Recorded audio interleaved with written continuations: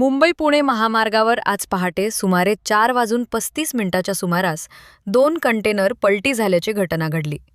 या घटनेनंतर महामार्गावरील वाहतूक मोठ्या प्रमाणात विस्कळीत झाली असून सुमारे 10 किलोमीटरपर्यंत वाहनांच्या रांगा लागल्याची माहिती मिळाली आहे. घटनेची माहिती मिळताच पोलीस व इतर आपत्कालीन यंत्रणा तातडीनं घटनास्थळी दाखल झाल्या.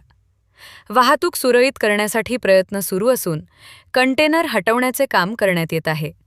दरम्यान या घटनेत काही जणांचा मृत्यू झाल्याची चर्चा असली तरी अधिकृतरित्या कोणतीही पुष्टी झालेली नाही. तसेच अपघात नेमका कसा घडला याबाबतही अद्याप स्पष्ट माहिती समोर आलेली नाही. पोलीस घटनेचा तपास करत असून अधिक माहितीसाठी प्रतीक्षा आहे.